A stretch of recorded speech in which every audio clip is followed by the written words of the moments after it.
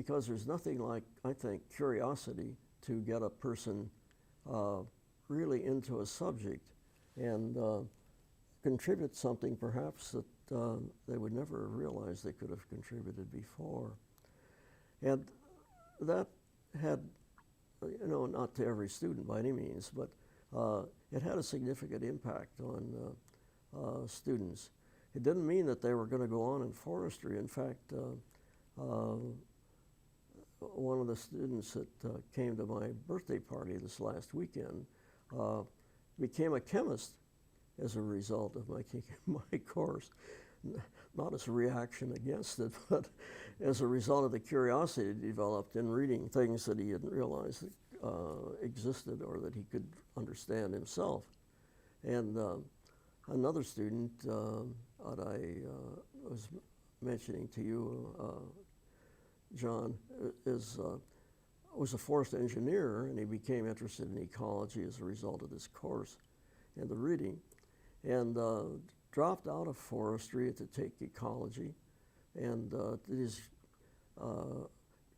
some graduate work at Yale University, and the subject that he had for his thesis was the lead levels in blood of pigeons in New Haven, Connecticut.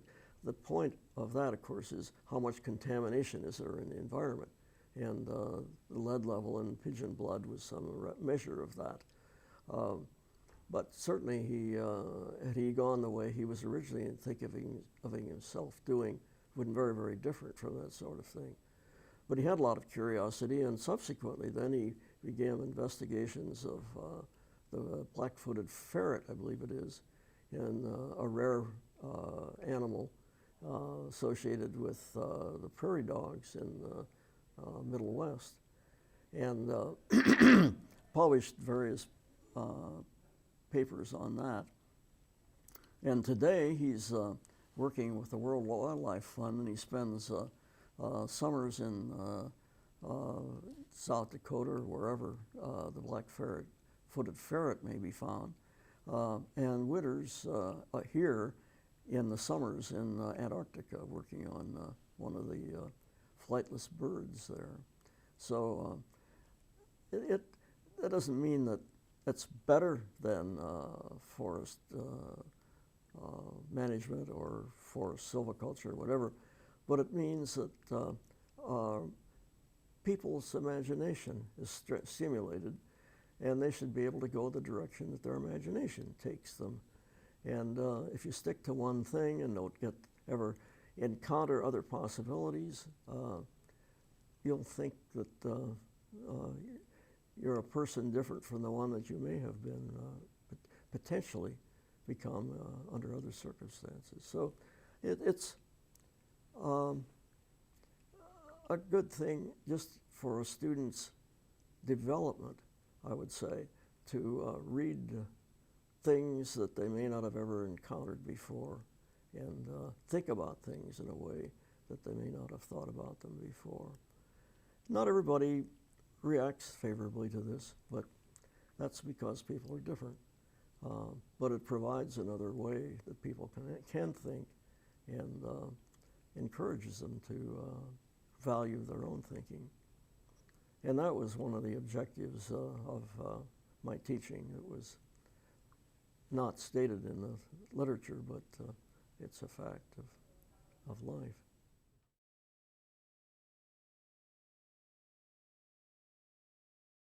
Well, when after I retired, for the most part, it was after I retired, I was asked to testify in some cases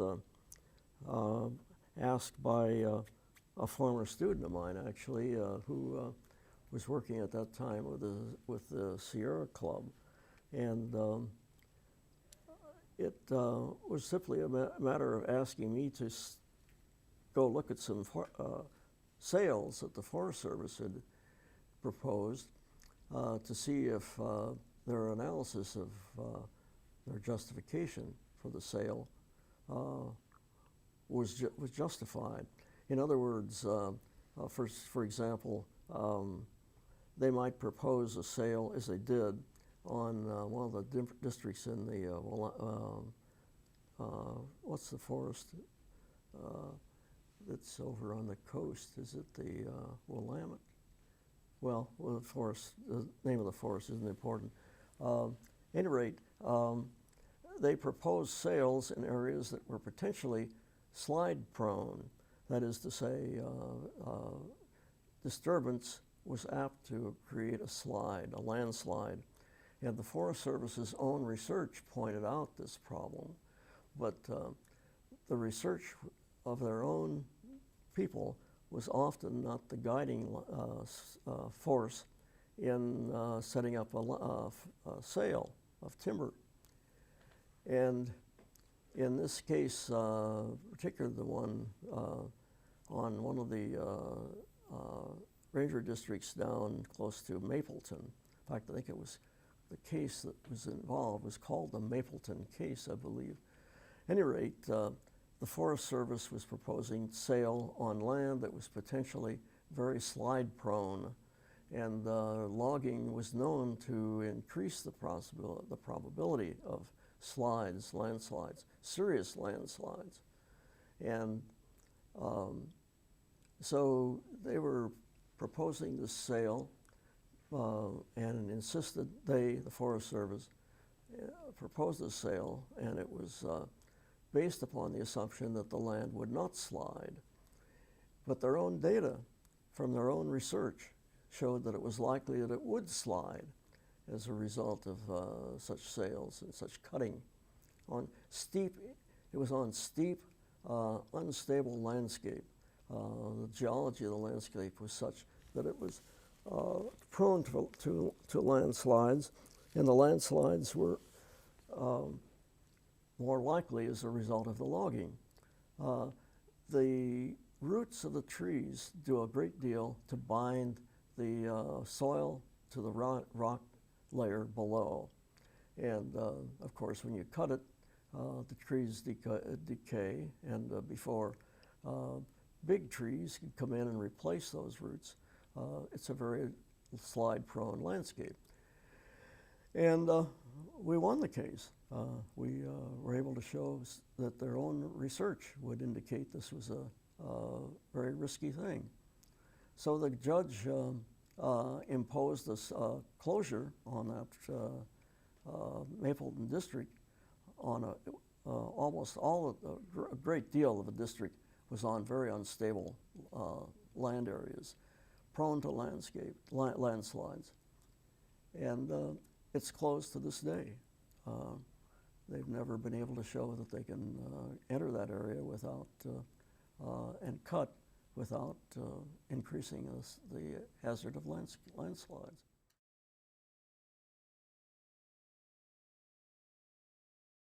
It's not widely known that just because you prove that somebody's not obeyed the law, that doesn't mean that they're going to be required to do that. In other words, that they can proceed with a violation of the law. This was a federal court case in Arkansas, and it was on a wild and scenic river, the first one that was so designated in the country.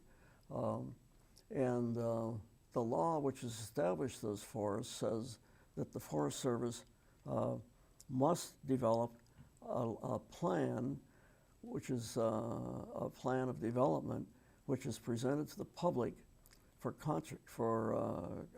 comments, and then revised in view of those comments, and then they can proceed to go ahead with what they're planning to do, provided that it meets the requirements of their own plan. Well, so we spent off and on, this was the Sierra Club Legal Defense Fund, we spent on and off about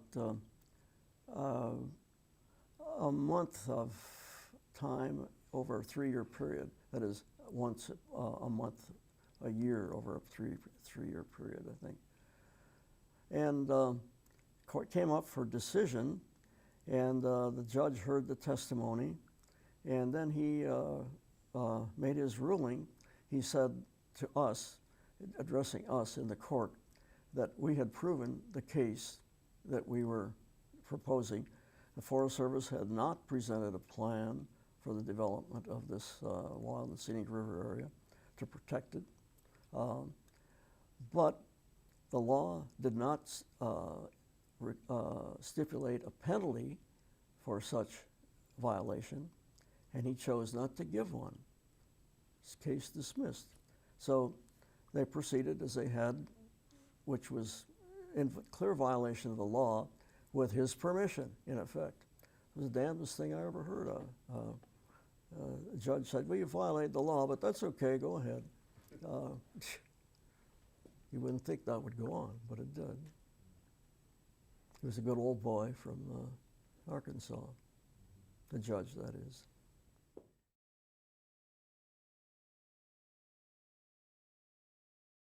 The Forest Service was, in eastern Oregon, was proposing to cut some timber in ponderosa pine, and it was an area that had a low-grade fire go through it, and they said that there were a number of trees that were damaged such that they wouldn't recover, and their argument was that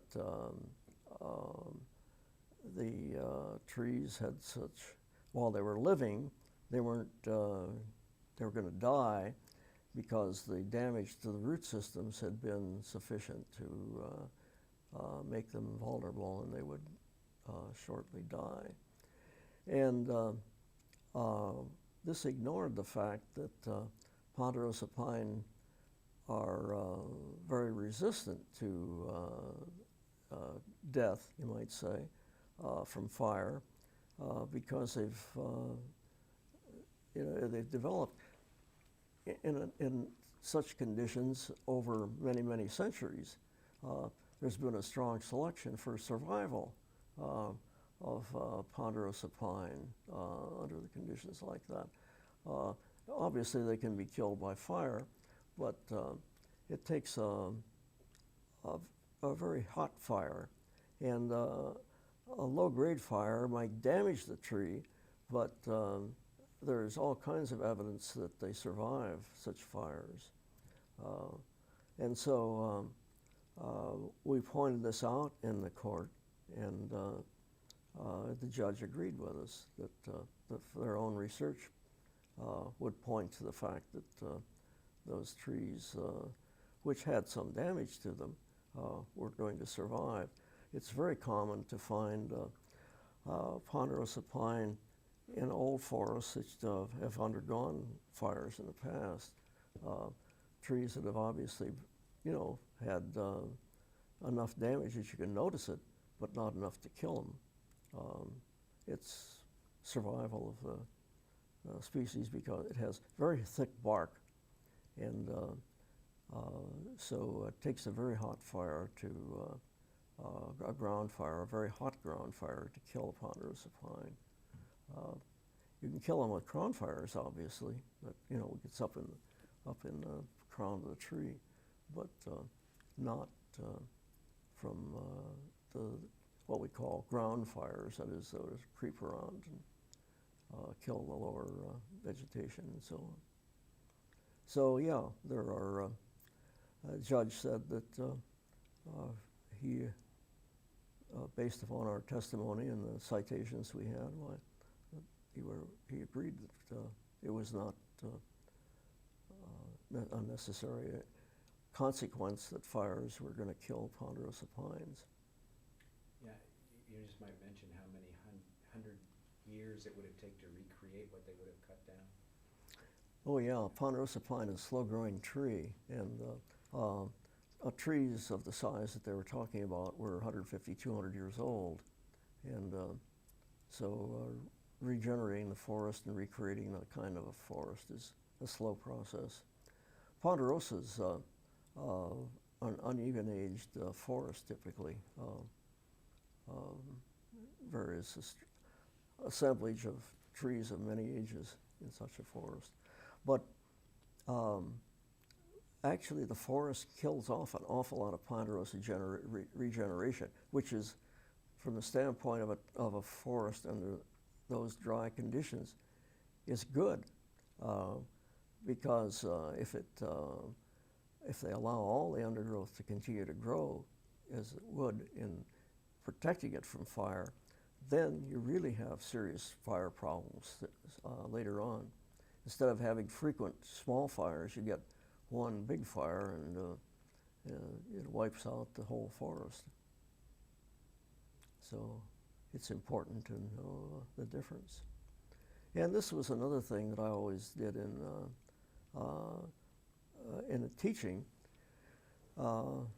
We took field trips that were long, 2-day field trips.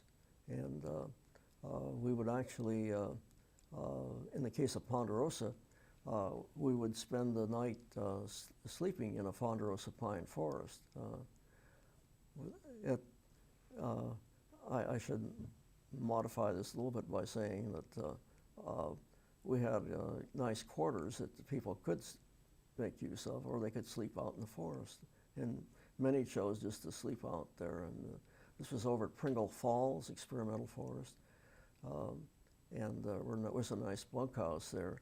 But a lot of the guys would just sleep out in the forest. It was in the early fall when it was the temperatures would get down to freezing perhaps at night, but not unpleasant. It was dry, cold.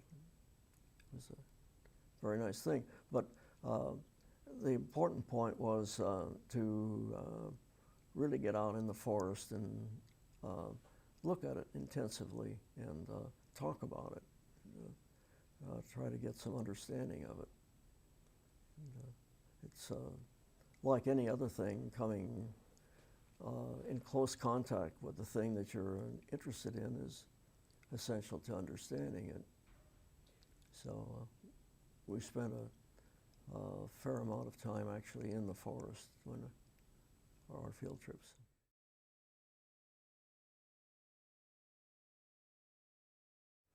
Yeah, yes, I did have an interesting time in China. I spent about a month there, and mostly in northern China, around Harbin. But one interesting thing, I visited the Great Wall of China, and one of the persons accompanying me was a Chinese forest ecologist, and around the Great Wall of China, there's just a scrubby vegetation that is, you'd call it shrubs, not trees.